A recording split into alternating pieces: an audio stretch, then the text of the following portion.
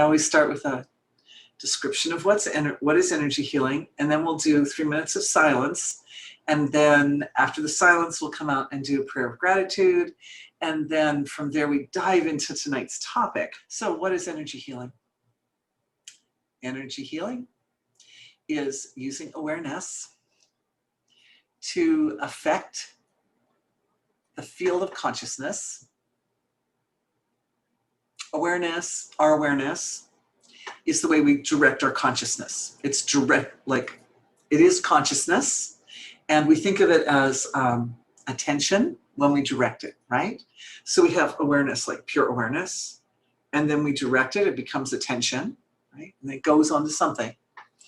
And wherever it goes, it activates or awakens its own nature. And awareness in its purest form, from where it comes, the source of creation, the source of everything in the universe, the source of our bodies, the source of everything, that source is absolutely life-supporting, absolutely good. So where your awareness goes, upon which it falls, wherever it falls in this universe, there it awakens wholeness or totality. That's why we have pain, right? Because pain draws awareness into the area that needs to reconnect, needs to be reestablished with wholeness. So we use awareness in energy healing. And wherever it goes, awakening totality, awakening wholeness, it reestablishes that connection, some part, the suffering part of self. It kind of brings it home. You could say it brings it home. In energy healing, we're always looking to go to the seed of the problem, or the most fundamental level of the problem, wherever the root is, wherever the original cause is, and go in and bring that part home. That's the part we want to bring home, because if we can go into the root, then all the leaves and branches and all the parts that evolve from that root, they all fall in line after that.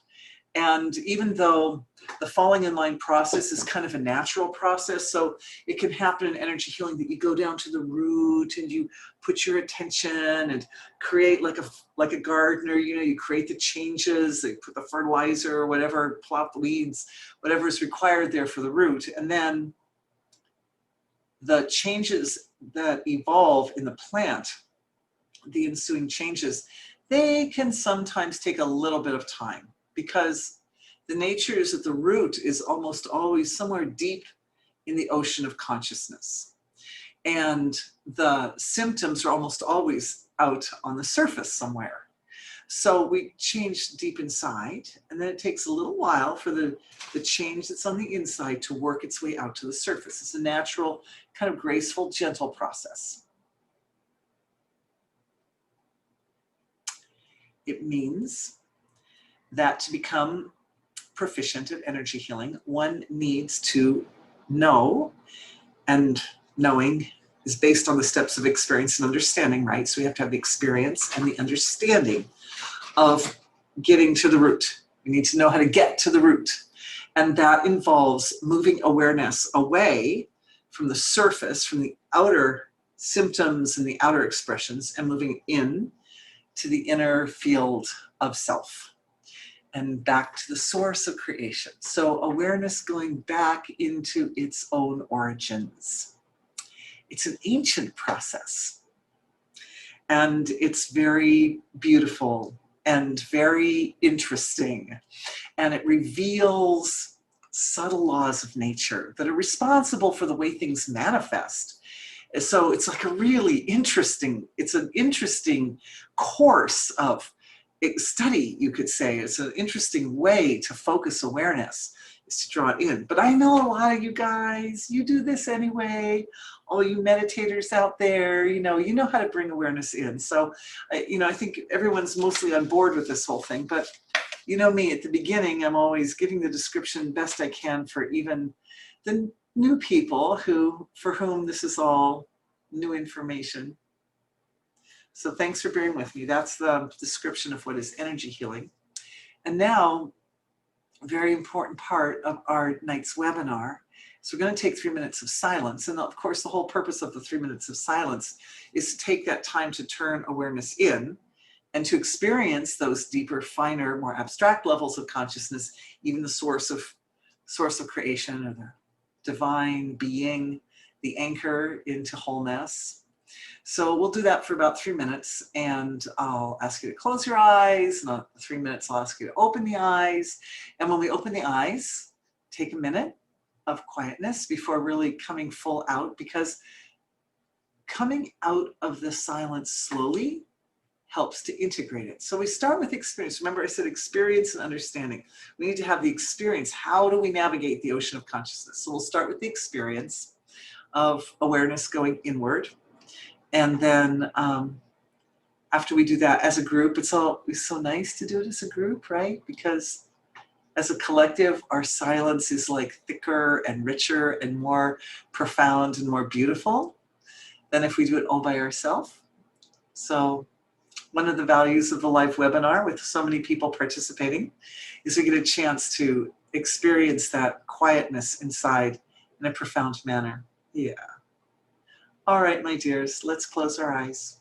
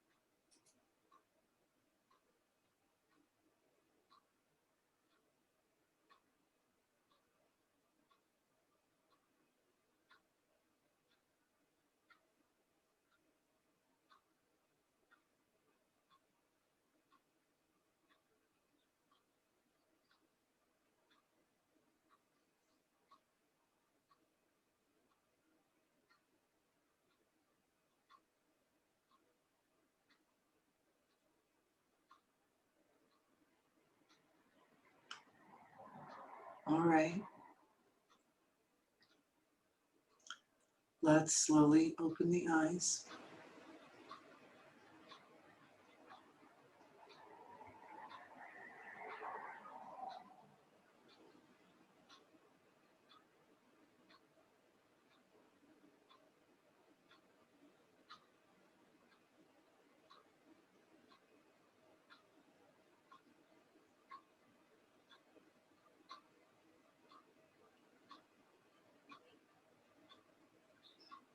Take a minute.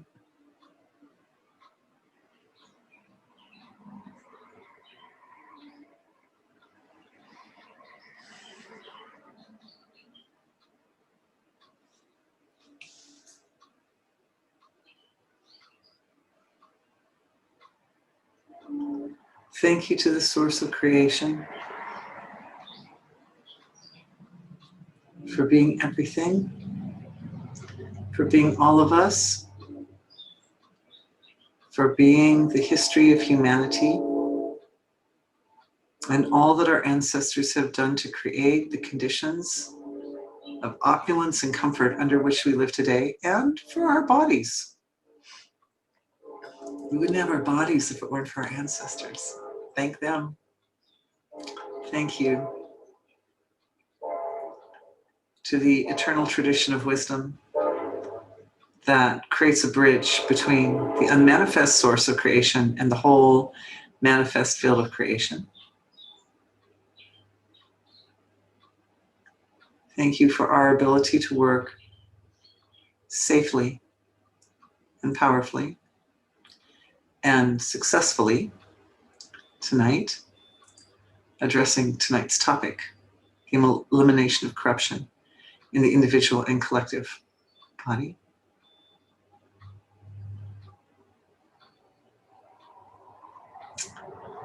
May our webinar tonight meet and exceed everyone's hopes and wishes for what we can accomplish together as a group. Thank you all for the privilege of being the voice of the group and the opportunity to speak and to share what the work that we're doing looks like from my end.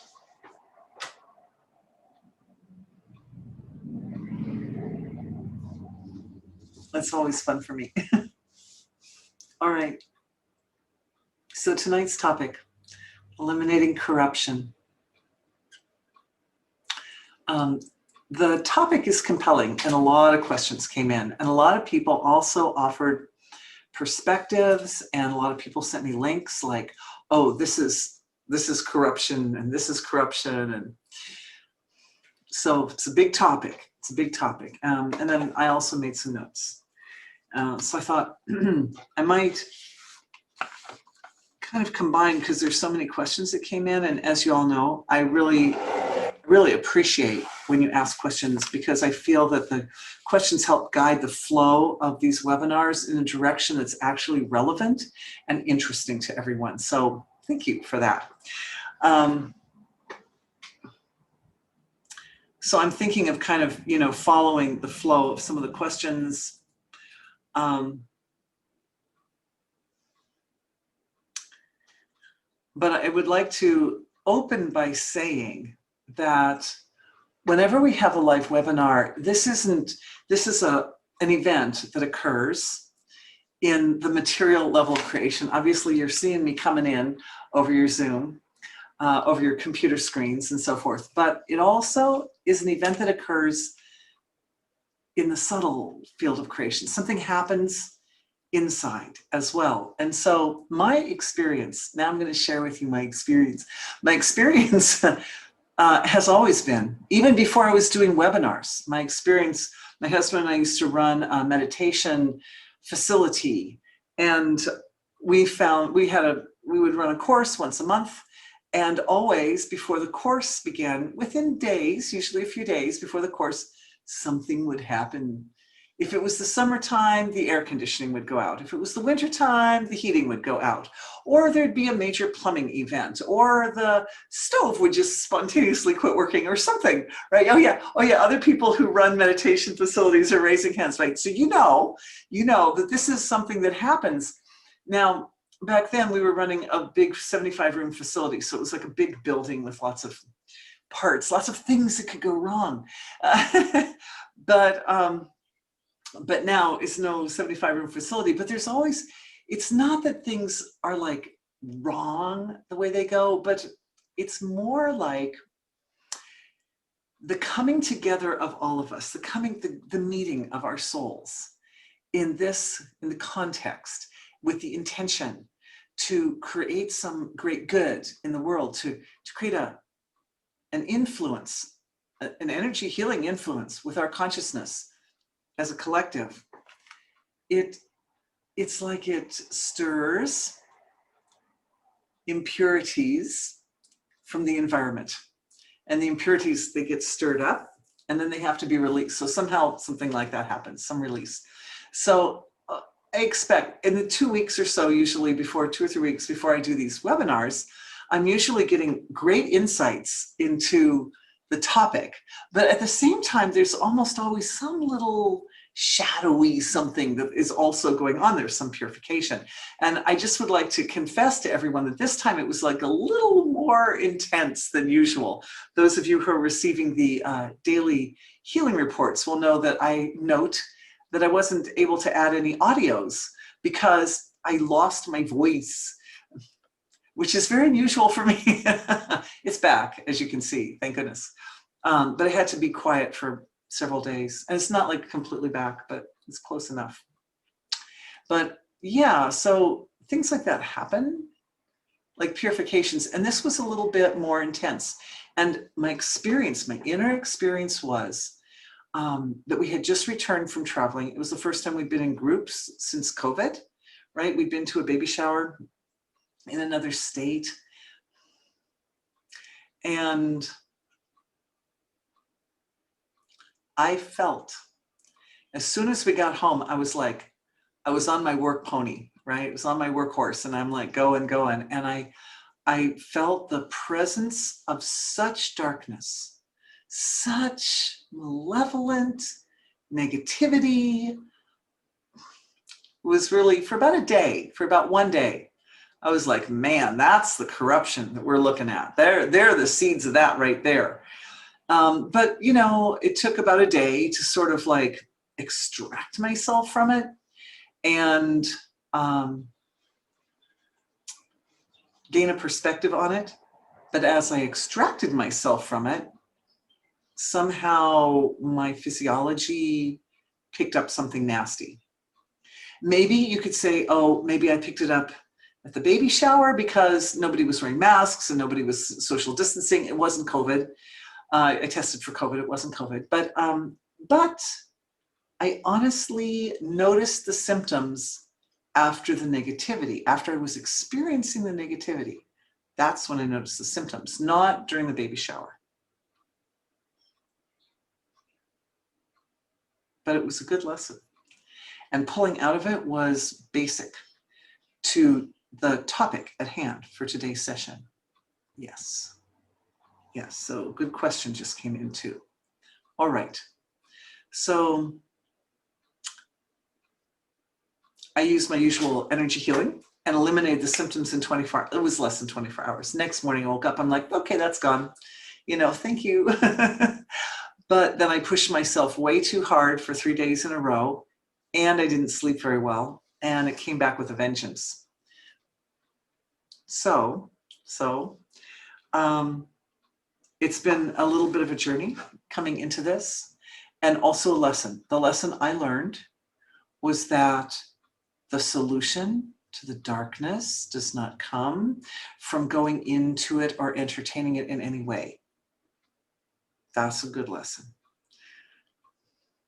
On that note, I'd like to make a point about some of the details that came into me over the last week, because people very generously went into the internet and they found people who do work in this area, and they found people who are experts, and they, you know, one guy's written like 12 books about alien abductions, and you know, another guy is like knows everything about the Vatican and stuff.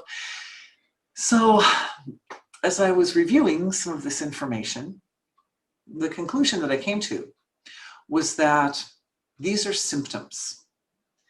The storylines, the narratives that rise up around the negativity are symptoms. They're not actually the cause. They're not the seed. The seed isn't the Vatican. The seed isn't the aliens. I mean, the thing about the Vatican and the aliens, from my perspective, just sharing up front with you guys, is that it may be true and it may not be true, but we don't really have a way of proving it. And my perception is that our job as energy healers, as actively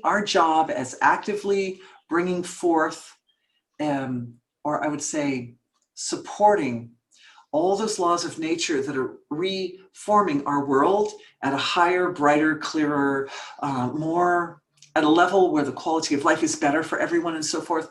Our job is to use the present moment to manifest the future that we want, whatever that is. So again, the solution does not seem to be, I'm telling you first not, then we'll go into what is, but the solution does not seem to be to dive into conspiracy theories. I'm not saying, when I say the word conspiracy theories, I'm not saying that they're wrong. I'm just saying that they're theories.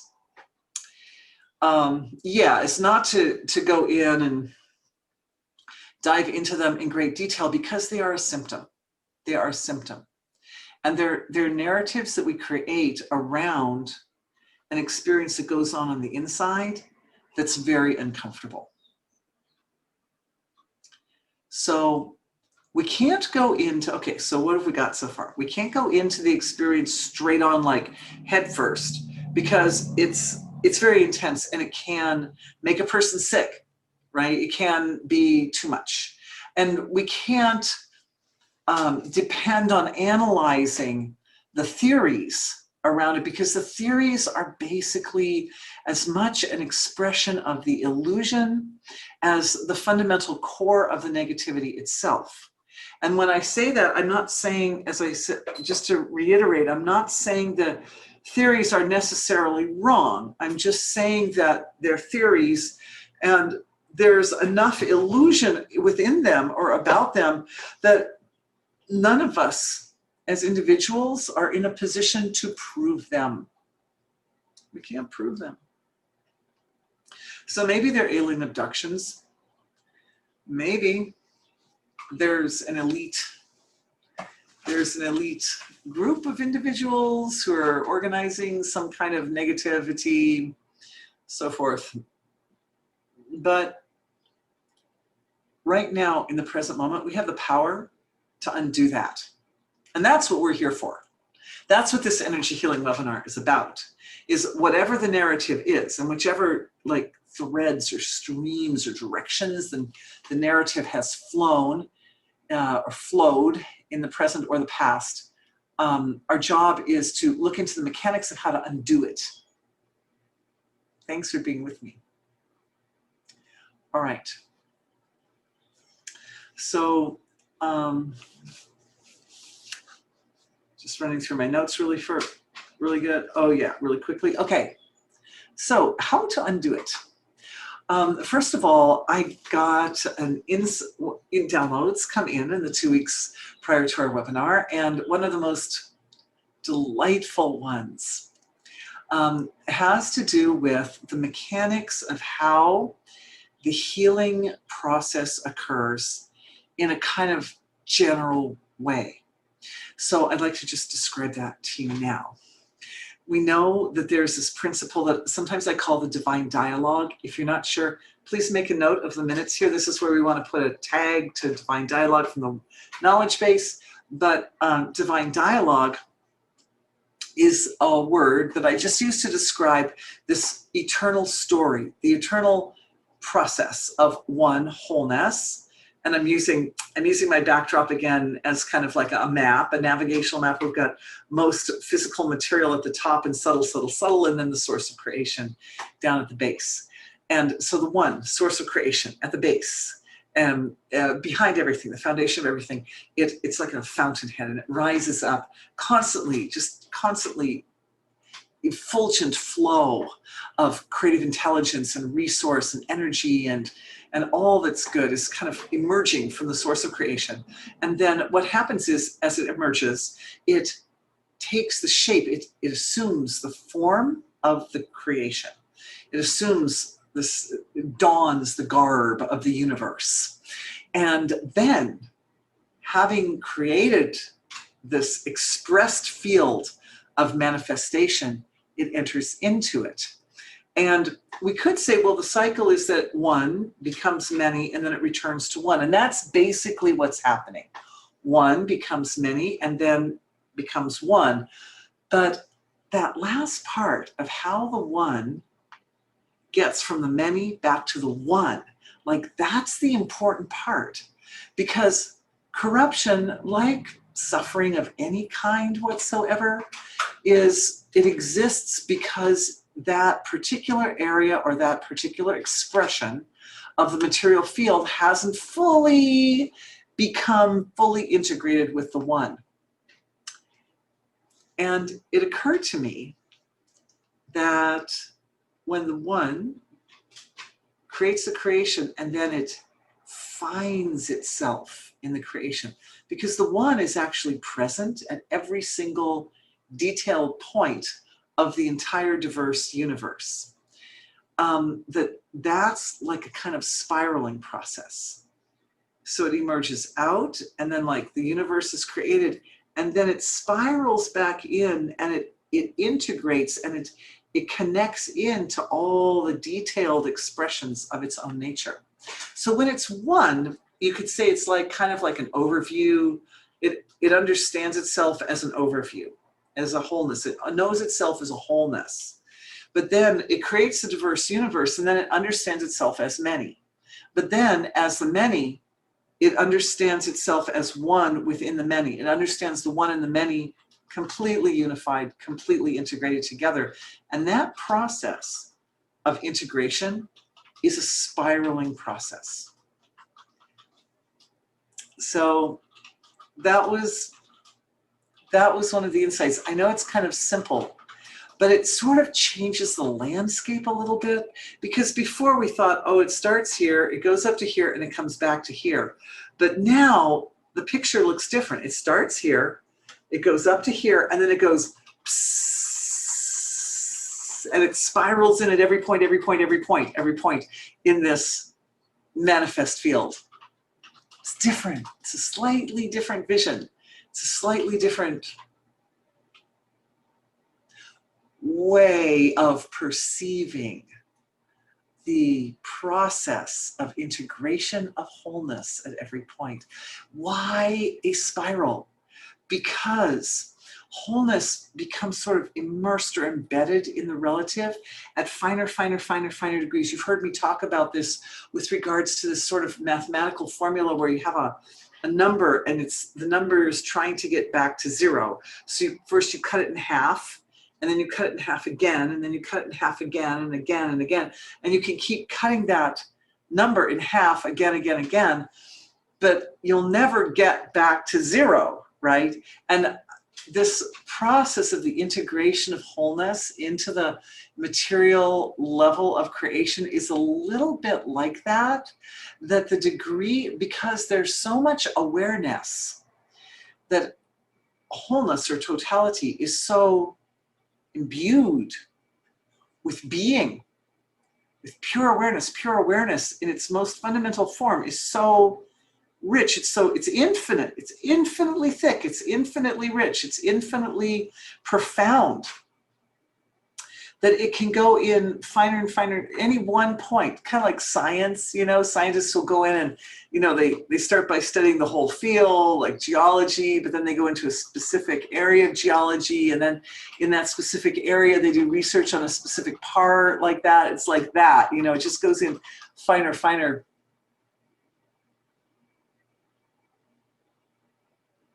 until it reaches infinity. And when it reaches infinity, it's come home. But at the point that it reaches infinity, it's like the parts and the wholeness. The parts and the wholeness, they are so integrated, right? That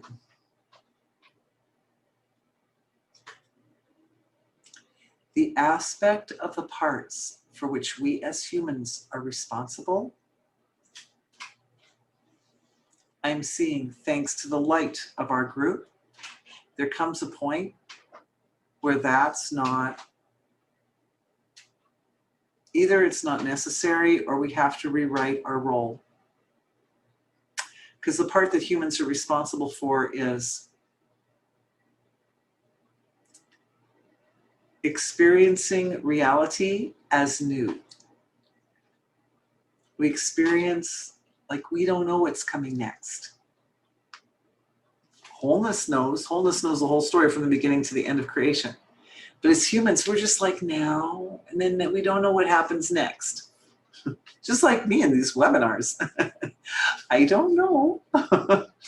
but I'm grateful to be with you, and I'm grateful for your light, and I'm grateful for the understanding that comes from us all looking together and realizing that there's a point of integration of consciousness with matter where, and I think this also happens in the awakening of human awareness, and this is why this is coming up in today's session, the way that humanity steps into its own greatness, the way we imbibe our pure potential, is that we step into that place where consciousness and matter are so well integrated that our experience is that we can still enjoy the moment, but the surprises aren't, let's say, they don't come up and hit us in the back of the head anymore, if that makes sense. For instance, on Monday, I did a remote healing session, and the whole remote healing session was focused in, a lot of people may be getting that report tonight, by the way. The whole session was focused in on the relationship between the individual body and the cosmic body, and particularly on the south node of the moon. Well, I didn't know it. I should be keeping up on these things, but I wasn't. And it turns out that on Wednesday, there was an eclipse. But at the time I did the healing session, I didn't know that.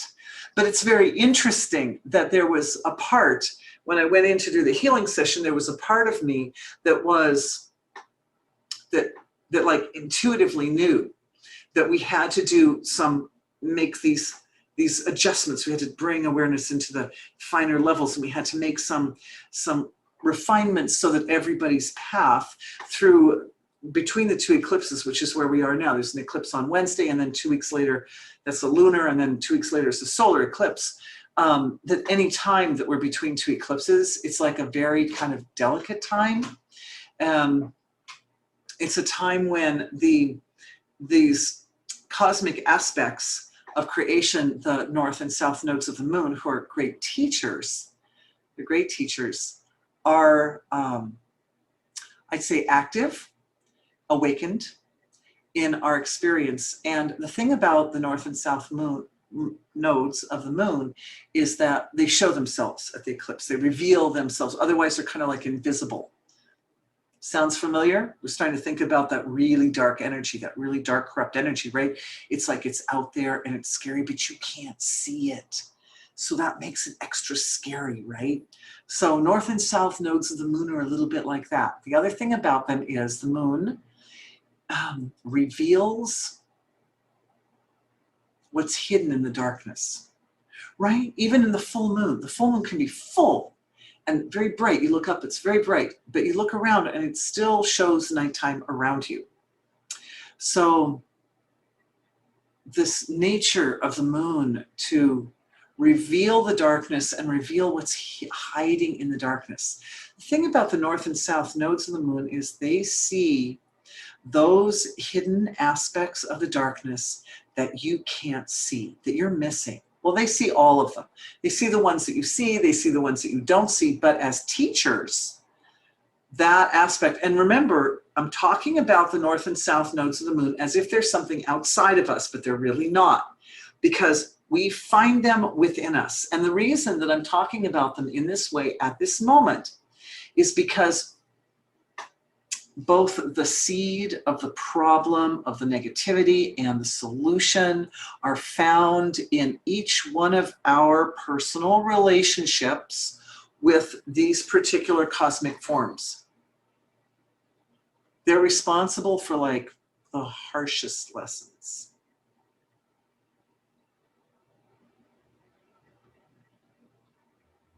I'm looking out also into the field of the entire collective, because it looks like the collective also needs this healing.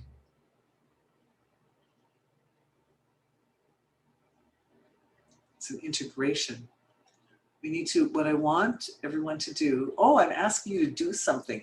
Usually you just get to sit back and eat your dinner and lounge in your pajamas, but no, unless of course you're in Bali and then you're getting ready for your day, but you're eating your breakfast and lounging in your pajamas perhaps. But anyway, no, I'm going to ask you to do something, which is that we're going to find that aspect of the north and south nodes of the moon within the field of our consciousness. It's very simple.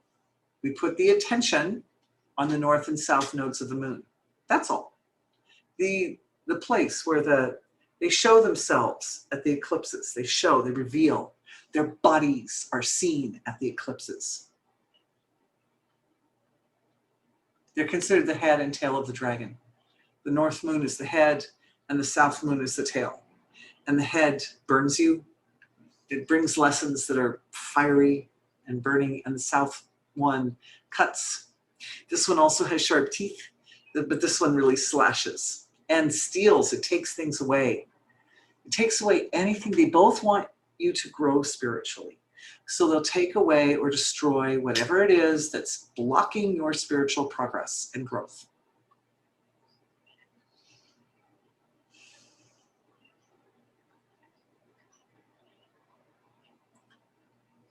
When we find them, we're feeling into what is that stroke of my consciousness? What is that region?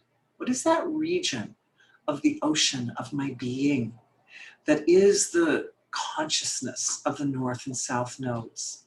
Think of it like it's like a dragon. It's thought of like a dragon or a snake or something. It sees all the secrets. It sees all the details. It's almost like the polar opposite of the value that humanity brings to creation. Because here again, I'm just riding on your light here, because I had not seen this before, but the value that humanity brings to the creation is that we have nervous systems that experience the sequential unfoldment of time. And as such, we get surprised and we learn new things, we learn lessons, we can be delighted, right? Jokes, like there wouldn't be a pun if you knew what was coming at the end of the sentence, right? So so puns are so inherently human. They lead you down the path, and just when you get to the end, it goes whoop, it shifts on you. It's like, oh, it's a different ending than I was expecting. So beautiful. Humans are so beautiful. But the quality of our consciousness that associates with the north and south nodes of the moon is that ability to see what's hidden, to see what's buried, to see the secret, to know secrets.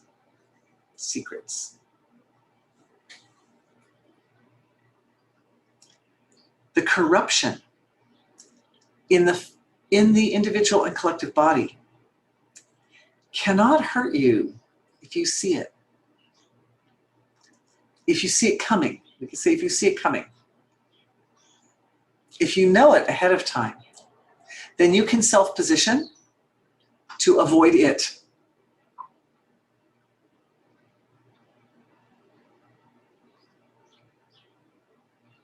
I am feeling an interesting shifting taking place in the heart energy center, sort of at the upper edge, like at the upper edge of the chakra. So the chakras are about so big, right? And then the heart energy center is like this whole chest area. And then it's like kind of just up here and slightly on the left. That's where I'm feeling it. Feels like a download of information, how to integrate all knowing and seeing what's hidden in the darkness and receiving access, having access to all the secrets, and at the same time enjoying life innocently and blissfully.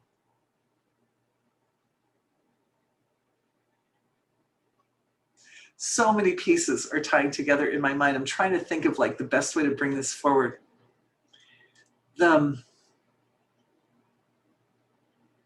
The most painful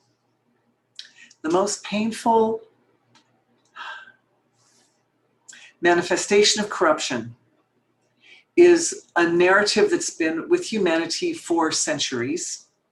I mean, we can look back to the story of Christ, I think, as an example, that it's the story of innocence being destroyed by malevolence. The negativity is so terrible, and it's so powerful, and it's so crude, and it's so cruel that it goes in and it isolates out those individuals that are the most innocent, and it destroys them, right? Because Christ, he was so good. His whole life was just being so good to everybody, right? And a lot of the links that people and videos that people sent, they reference these things, these groups who do terrible things to children and so on and so on. I mean, we know that some of that stuff is real. I mean, there are, I think they call pedophilia rings, and we've made reference to things like that, some very dark things that happen on this earth. Even just child abuse, it's very dark. It's a very dark thing. But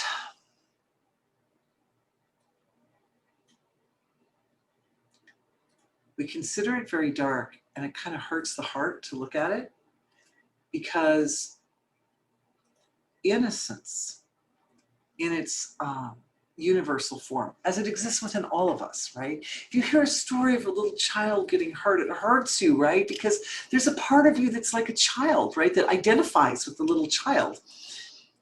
That innocence is the aspect of the field of awareness that it not only represents that part of human nature that allows us to go through life with a sequential unfoldment of experience and going, oh, something happened, I wasn't expecting it, right? Like there's some innocence there.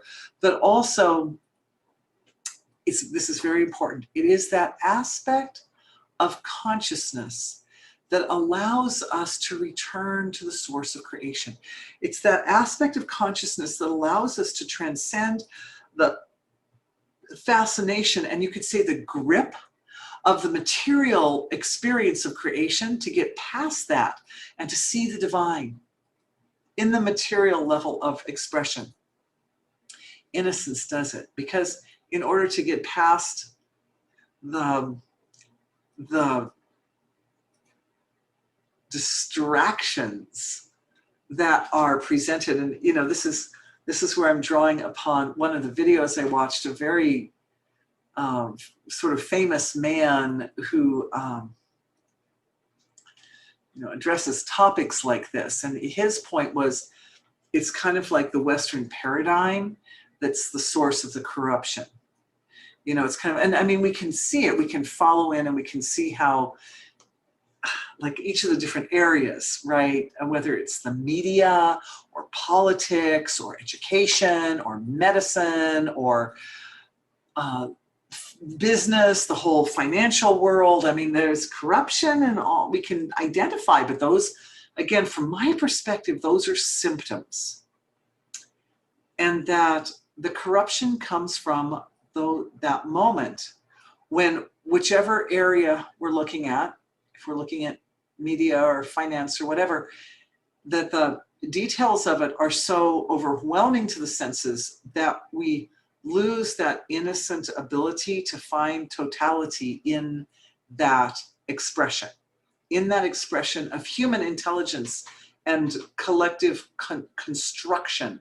It's like a cultural or social construction that we've made as a collective.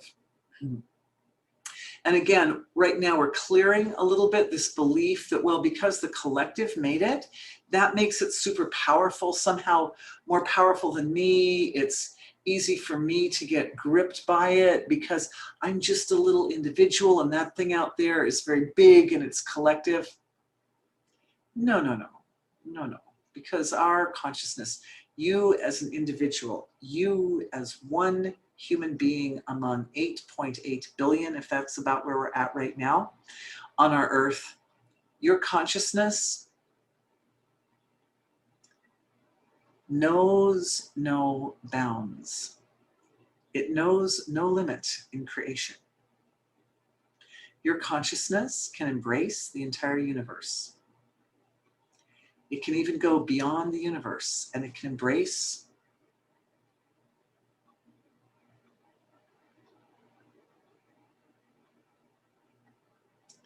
it can hold that space which just is. Right? So it doesn't matter if our culture or our society has created these big structures, big structures, corruption has gotten inside them. It doesn't matter. And it doesn't matter if the big structures present themselves to you like every time you turn on your computer or your television or pick up a news article or anything, which is what they do, right? We see them. This is where we find the expressions of corruption.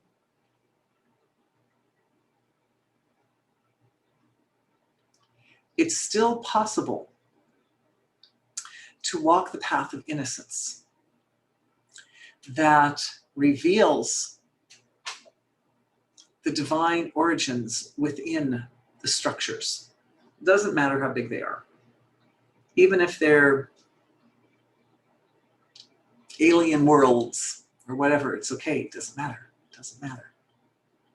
We are bigger. This is part of what our growth process is about, is recognizing. I want to circle back to the nodes of the moon here, but that part of that process is recognizing that when we find any aspect of creation within the field of our own consciousness, we're literally recognizing and nurturing and identifying that aspect of the cosmic body, which is also part of our body.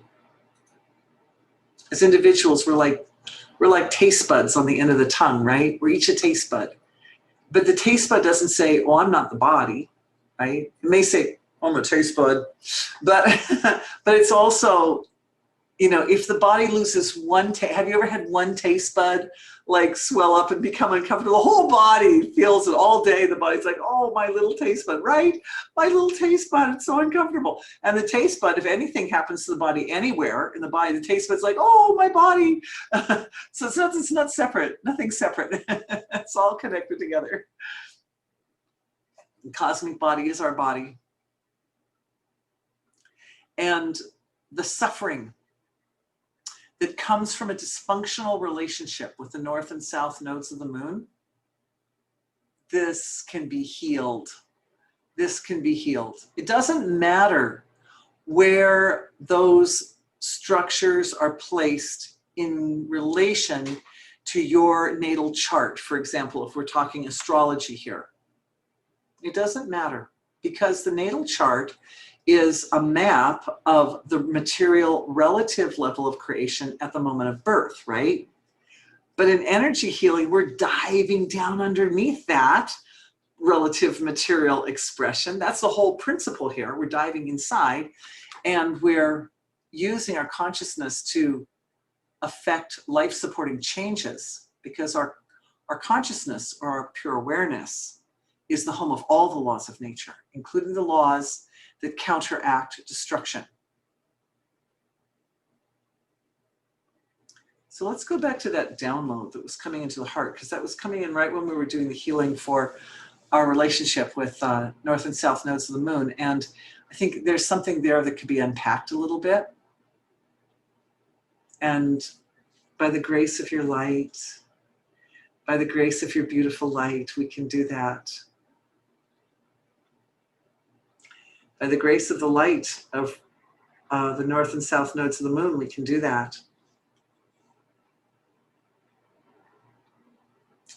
We are all together. There is this moment, this is me unpacking. There is this moment right now where we know what it feels like to sit in this webinar and have the light of many, of awareness filtering through many nervous systems at the same time. There's a feel to that. We don't have, once you know the feel, once you know that sensation, that energy signature, sometimes I call it, The energy signature or sensation, it sits down here at the very subtlest level of the field of consciousness. Once we identify or recognize that feeling of, oh, many nervous systems are flowing this light, focusing it on this particular topic, which is bringing the relationship with the north and south modes of the moon back into a functional relationship that really, really serves the highest values of experience and really helps us feel, provides the resources required to navigate life in a way that the quality of life is at its the highest dignity and grace and comfort and appropriateness, dharma. This is me, I'm saying the seed, right? This is the seed of the healing. I'm turning that heater off again. It's really cold in Iowa right now. We have volcanoes going off all over the earth right now. It's pulling the temperatures down.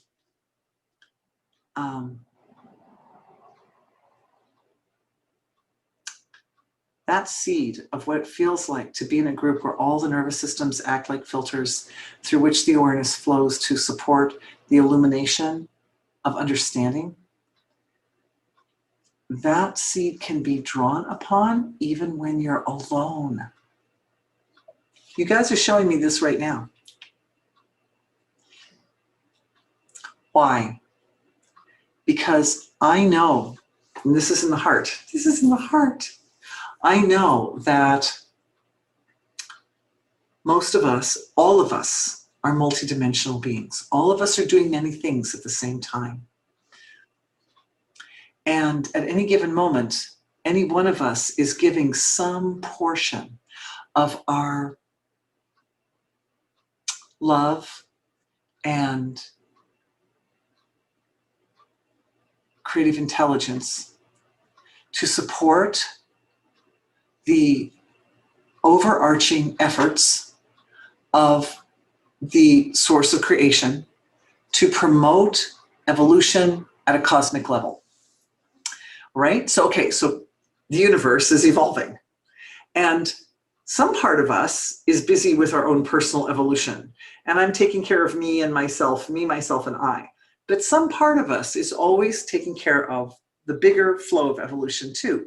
And if you're a mom, or if you're somebody who acts with devotion, which I know almost all of you guys are, then we know that as individuals, part of the thrust of individual flow of intelligence or awareness at any point is for individuality, but part of it is for universality. Part of it is for the collective.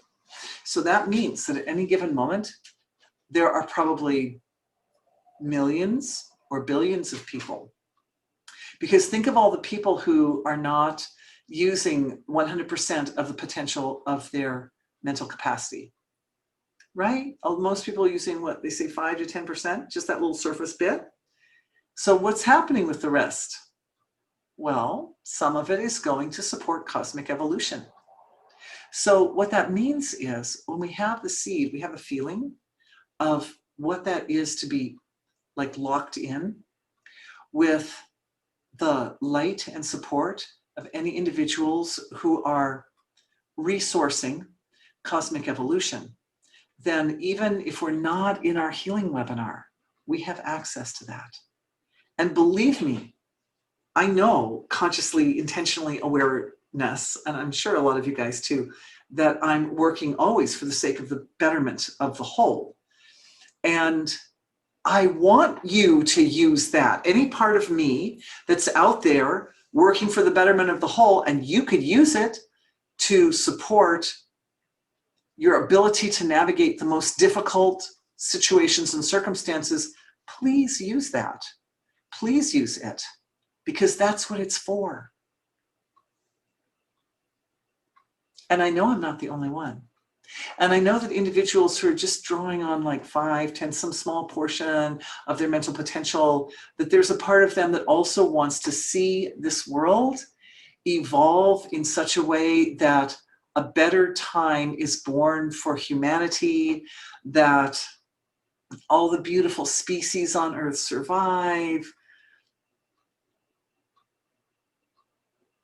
the climate is well, our beautiful earth is well, right? So accessing that larger resource is like, think of it like a great wellspring or a great body of water or something. It's like a great resource. We all have access to it. So that was what the download was about. It was opening a thread or channel in the astral body so that each one of us can draw upon the light produced by many who are radiant, many radiant souls on our earth. The thing about a healing like that is it works when that purity and innocence in Dharma are so established within one's own nature and within the field of one's own consciousness that there's no question that of course it's used to reveal the secrets that are hidden in the darkness. So what happens with the north and south nodes of the moon? I did not know I was going to talk about those today, by the way. What happens with them? They see areas where your spiritual potential could be better expressed, but is not being better expressed. And they rise up from that deeper level where the seeing is taking place, and they leverage laws of nature that are able to manifest situations and circumstances that give rise to experiences that are uncomfortable, often, usually, so uncomfortable that a person is like driven. They're driven in. They're driven to find a solution. Driven to find a solution. All of a sudden, all the things that were important or all the irons that you had in the fire become irrelevant if you're really struggling or you're really suffering and you're just like, just get me to the solution, right? When there's pain or something or like really intense anger. And the thing about the north and south nodes of the moon is they're not inclined to bring the experience in a slow, gradual, gentle, like Saturn will do that. Saturn likes to build structure slowly, but the north and south nodes of the moon, like they just want to hit you as hard and fast as they can to just sort of like jog a person into waking up a little bit.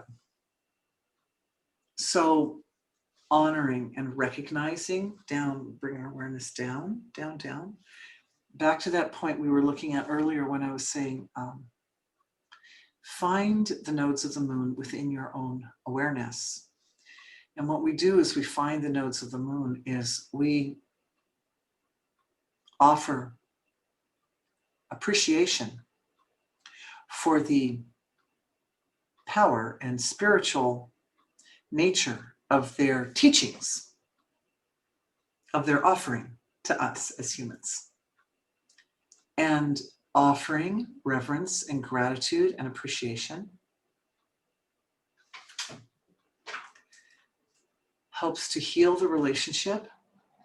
And as the relationship is starting to heal, what I'm seeing is going back through time, not just this lifetime, but in the astral body. So going back through ancestral memories and also individual memories, multiple lifetimes, of all those moments when your lessons came up and hit you in the back of the head real hard enough to make you face plant.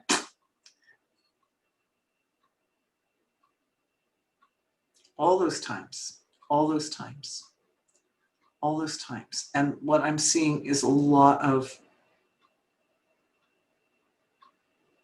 discordant feelings are rolling out of the system.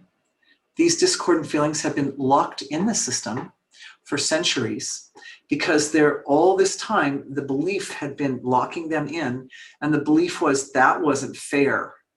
That was not okay. That was not right. I didn't deserve that. I mean, you probably didn't deserve it really, because We all are sitting here ready to learn our lessons, right?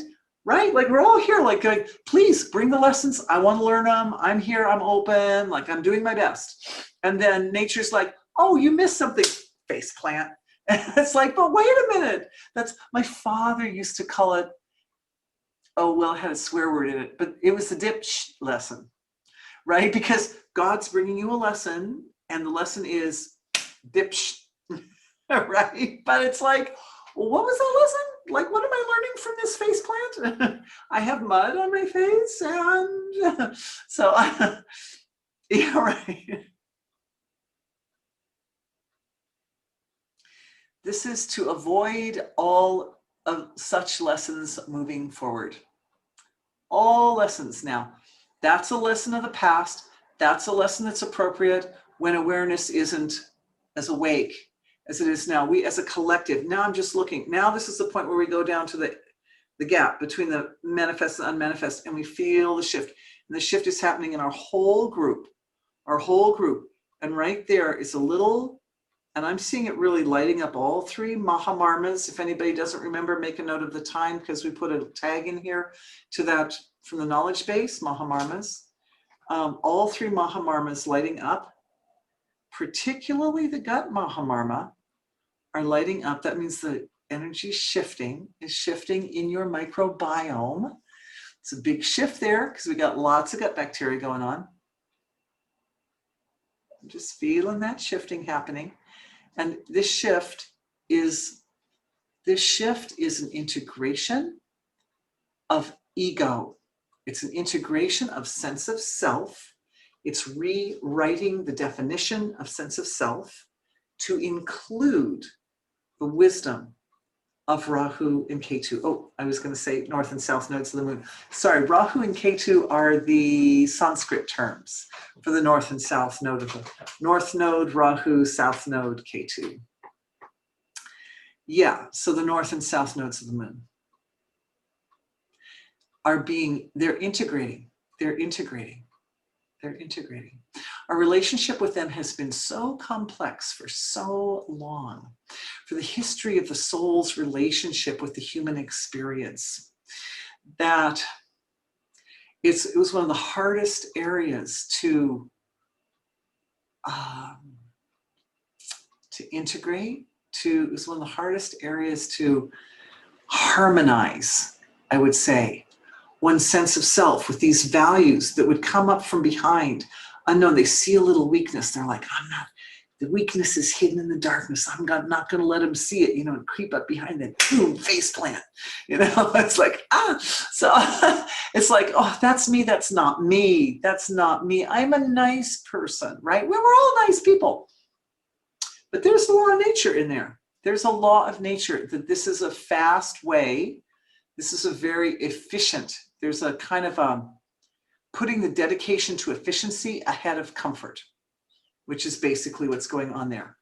So now what we're doing is we're putting efficiency of our ability to evolve ahead of the surprise element of the north and south nodes. That efficiency means we integrate our own sense of self with the north and south nodes of the moon, which are part of our cosmic body, to such a fine degree that we see those little elements that are blocking our own spiritual development before we faceplant, before the circumstances can arise that make life so uncomfortable.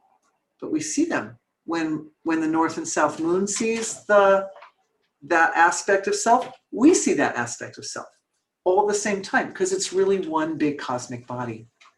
This is the healing. And what does that do? It expands sense of self. We redefine ourselves. It's not just like the taste bud. It redefines itself. It's not just this little point on the tongue. It's like the whole body. It's like that tongue, that's also you. And that bone that the tongue muscle is attached to, that's also you, right? And the whole cavity of the mouth is also you. And the taste bud is like, my consciousness can move through that sensitive point of perception, which is the taste bud, and the consciousness can move through the taste buds, and it can fill the whole mouth cavity. It can fill the whole space of the mouth. It can fill the whole space of the body. It can fill the whole space of space. Nice, well done. Okay, as promised, and we're coming in, we have 10 minutes, 9 minutes until the end. I can't believe it went so fast. And there were all these like really important points I didn't even cover yet. So tomorrow we have to, but also lots of amazing questions. Is there a way you can help and teach us to help ourselves to cleanse, remove corruption, welling up from wherever it is stored in subtle planes? Yes. This integration of ego will support that process, because you will see it coming a mile away, and understand that it's one thing I was going to do in this webinar is I was going to define corruption, right? Because like, what is that corruption exactly? Well, corruption, the way we tend to think about it in our world is, are the symptoms. Right? Like you look at like dishonest politicians, maybe something like that. And you say, well, that's corruption, that dishonesty in politics, that's corruption. But the dishonesty is the byproduct or the symptom of the corruption. And so what we're doing is we're having to go deeper, and we're digging in, and we're digging into it at its source without, mind you, getting gripped by the malevolence of it. Because that's just no good. I tried that at the beginning. I tried that 2 weeks ago, and it was like, no, it wasn't so useful. It wasn't efficient. This is more efficient, what we're doing now.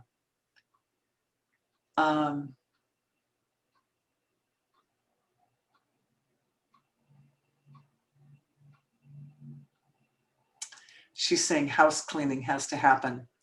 All the types until one reaches permanently the highest state of consciousness. It's true that another beautiful, brilliant woman from out on the West Coast earlier in this week she and I were talking, and we were kind of looking at certain aspects of corruption from two opposite angles, right? And she made this point, and she was so flame on. And like she was making it while I was thinking it too. And that was that the answer is raising consciousness, absolutely. And the lady who asked that question kind of said the same thing. Essentially, raising consciousness is the answer to eliminate those, the mechanics by which the negativity is able to rise to the surface and make itself known in a way that's really uncomfortable. Okay, another question. Regarding your experience of rising negativity, last night or early morning, I had visions of the earth with dark beings with wings circling the earth, and I sent them waves of love, and then they went away. Perhaps they got fulfilled and moved on. I felt no fear. Oh, bless you. Only love that I sent them. I have been having deep meditation experiences, growing more and more. Does this resonate with your experience now? Oh, you are so beautiful. And this comes from a guy who's very intellectual. This doesn't come from somebody who's just all lovey-dovey. I mean, this man is like, he's got advanced degrees in physics. So he's like, he's got the mind and the heart. Ladies out there, he's got the mind and the heart. But no, yeah, beautiful, beautiful experience and beautiful question. And yes, we think of innocence as kind of like the essence of the quality of consciousness that allows totality or wholeness to be integrated, to be experienced in the first place from a human perspective, and then to be integrated in the second place. Once we experience it first in a pure form, like, oh, there's the oneness of creation, and then it comes out and makes the creation, and then we experience it again as it's found integrated into the manifest field. And in both of those, innocence is absolutely necessary and required. So that innocence is, so when negativity rises and specifically attacks the innocent and attacks innocence, that's when we feel like, that's when it's sort of like cuts to the quick, right? Right? Like when you hear about, I was saying earlier, when you hear about like a little child being hurt or something, it's like, it's the worst. is just the worst. And the reason is that we lean upon our innocence to allow us to innocently, spontaneously experience the source of creation, right? So I feel that the reason this experience was so powerful and so useful for you was because you approached the first experience, the vision, with so much innocence. So much innocence. You're just like, oh, let's give them love. Now you have to understand, and we've talked about this before, sometimes just giving more love is a great solution. And sometimes discrimination is required. In the case of whatever this darkness that you were experiencing, it was able to respond to your love in a way that like it responded positively, basically it like went on its way. But we have to understand that there are aspects of negativity that will say, oh, you're giving, well, I'm taking, right? And we'll just be like, how much can you give? How much more can you give? How much more and how much more, like that. So we also want to, it's also important to have that discrimination value in there so that we know, am I just going to like indiscriminately give? Or do I need to give in a way that also provides a context so that the outcome is in everybody's highest and best good? Like you were giving the love, but you didn't know what was going to happen, right? Like anything could happen. But sometimes we're dealing with issues where, you need to think about, I'm going to give, but I also need to be clear in what's the outcome is going to be.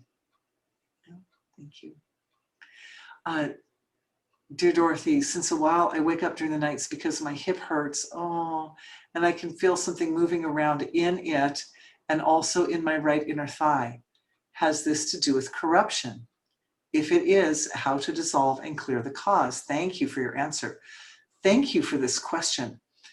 When you feel the movements, like actually like tissue rearranging in the physiology, usually that is a healing effect taking place. Almost always. My question to this person is, do you find the pain is worse in the morning when you wake up or better? Because if you find that the pain in the hip is worse in the morning, then even then I'm feeling that my intuition is telling me that the movements, like little twitchings and little adjustments, like fine tissue adjustments, these are the feelings that the body has when it's healing itself. But the pain, the initial pain, is caused by deep-seated discomfort. And I would say the hips, the nature of the hips is that they're our foundation. They're not only the foundation for the upper body, but they're kind of like the central pivot for just moving forward, for the movement of legs and feet and so forth. So as such, I feel that this pain in the hip that goes down the leg is a byproduct of a fundamental relationship. And does it say whether it's the right or left side? No. Oh, right side. So yes, related to the way you give to your environment, the way you lean upon your own internal resources.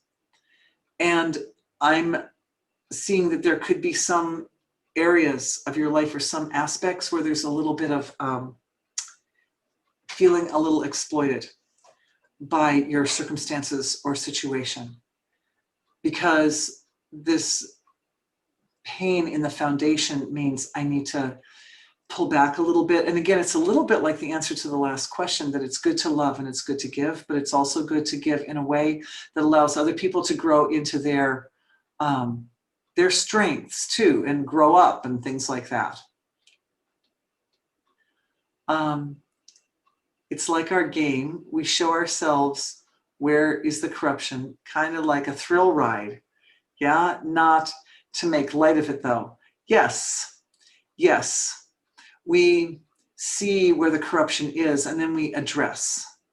And the addressing of the corruption is a matter of maintaining innocence as an anchor. Innocence acts as an anchor that allows awareness to find totality in whatever the situation is, no matter how dark or sinister or uncomfortable. Everything in creation is in the process of evolving and finding its way back to wholeness. Every the source of creation is spiraling in to every single point in creation. In the case of like a really dark, difficult situation, the thing is that the wholeness is kind of out in the big side of the spiral, right? It hasn't quite found its way in very well yet. But we can uphold and perpetuate the inward spiral of totality into the points of creation with innocence. And innocence has therefore, your lights are showing me that innocence has a very interesting relationship to truth or knowledge, right? Because if we go into the game or the ride, is if we go into the attainment of truth with an agenda or some preconceived idea, we might miss some details. But if we go in with innocence, then the innocence creates a context for maximum awakening of that truth in the field of our own consciousness. That's why a lot of times you'll find me, I'm not saying that I'm perfect by any means, but that's why a lot of times you'll find me saying things like I did tonight, like, oh, I didn't think I was going to talk about the north and south nodes of the moon. Who would have thought? Oh, one person saying that corruption is like the opposite of love. Yeah, it is. It's true, because the feeling of love is so nourishing. It's so sweet. And it's so life-supporting. So life-supporting. But as we know, love is only one of the 4 pillars of Dharma, and Dharma supports is like the it's like that value of consciousness that and that collection of the laws of nature that sustain the whole universe. And truth is also like more like the principal one. That's why I said innocence, because also in innocence, there's like innocence has this nice quality where it can kind of like bring together the truth with love and the truth with purity and the truth with the ability to let go. I almost see it like innocence, sort of like a little thread that weaves this way back and forth across the 4 pillars of Dharma. Thank you for your light. Thank you for that point. You're so beautiful. By the way, it's left hip, but inner thigh. Okay. So left hip means there's some self-sabotage there. That it's somehow some patterning, habits, conditioning, seeing some fear, like wanting to please, especially as a very young person, wanting to please adults or to stay on the good side, on people's good side, and then adopting a habit of giving more, of giving and giving and giving and giving and giving and giving until there's nothing left. So that's just what I'm seeing. And it doesn't seem to be like a small adjustment, but as if something is live there. Yes. And the thing is that the values of consciousness that heal us are very powerful. They're very deep, and they can do all, people can, for instance, people with like even 4th-stage cancer can go into remission and all their cancer just dissolve out of their body. Like, it's amazing what can happen. But that kind of twitching and moving and adjusting of the tissues is an expression of the the intelligence, the healing intelligence of the body at work. Oh, you're welcome. All right, my sweetheart. So I answered all the questions in the question box tonight, but I still have some great questions over here on my papers. So tomorrow, as usual, because I see we've come to our end already. And by the way, so many Europeans here, bless you. It's like, what is it, the middle of the night in Europe? I'm so impressed. I bow down to you for your dedication that you would be here in the middle of the night, for heaven's sake. Bless you. Bless everybody else too, the Americans and everyone. Also, one lady is adding, and this very wise, very spiritual woman from California is adding that hips, a transit point for circulation. Also, the nervous system too, right? Like there's like major nerves that come down through the sacrum and go down into the legs. So sending energy and flow. Absolutely. Thank you for that. Yeah, so tomorrow, I love you too. Tomorrow we'll come back and I'll probably start in with questions, but thank you all for the great questions and for being with me tonight and all these areas we've touched upon, and hopefully tomorrow we'll go in even deeper.